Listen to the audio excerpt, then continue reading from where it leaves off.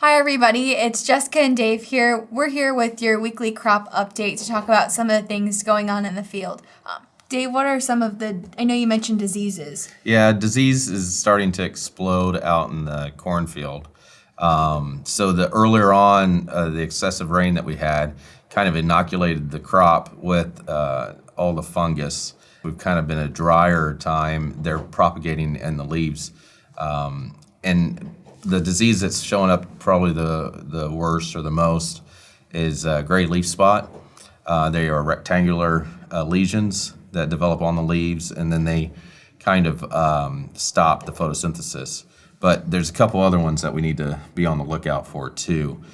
Tar spot is coming in, especially around the Great Lakes.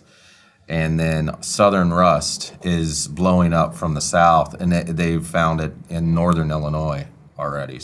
And the southern rust, it can be detrimental to entire fields if you don't treat it. So you really want to stay ahead of the game with all of the diseases, but especially those ones that can be especially traumatic. The southern rust is weird too, because 2 years ago when it was up in this area, we found out that there were specific fungicides that had no effect on it. So you really need to contact your ag advisor at the Andersons, and they can guide you to which fungicide to apply and when.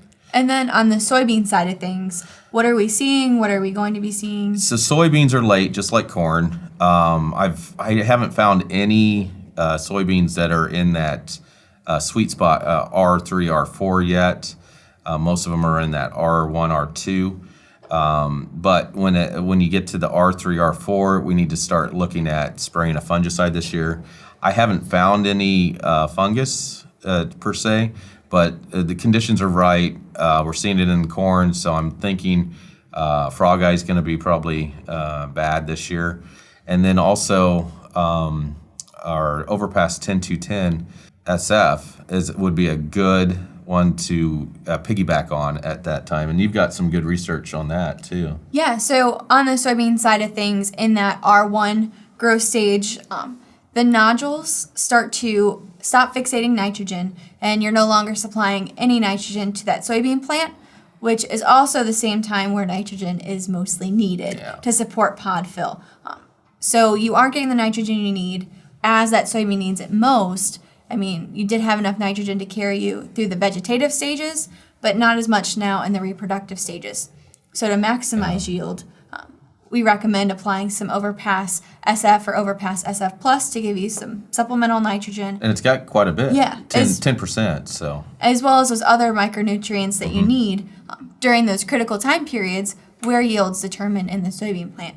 Yeah, that would be a great addition. And it's relatively inexpensive too, especially when you're piggybacking on a fungicide you're already out there. So. And then in the starter side of things, looking at how starter performed as we applied it in the spring, I know we've been seeing a lot of visual differences between no starter and starter applied in corn. Yeah, I had a lot of pushback this year. People were wanting to not apply any starter just to hurry things up or to cheapen up that input cost per acre.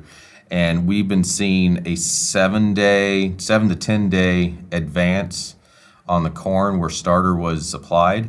And we're seeing that again in tassel. Tassels are shooting out 7 to 10 days earlier than where starter was not applied. Now, I think that we're going to see this continue on into dry down, and the corn will probably be 2 to 5% drier where starter was applied. That's big time this year, because the crop's going to be wet anyway, and we want to get this crop mature and ready to harvest before frost gets here. And in the pictures you were showing me, there are striking differences in the fields. I mean, it didn't just start at the beginning of the year and then the differences shaded out. There are half the fields tasseling where the other half isn't. Yeah. It is truly at least a week ahead of schedule when they were planted at the same time. Yeah, we've been able to follow this all the way out through the growing season this year. So I'm very, very happy with our low salt starter performance this year. Well, that's all we have for you today. Thank you for watching, and if you need any more information, contact a representative from the Andersons or visit andersonsplantnutrient.com. Thank you.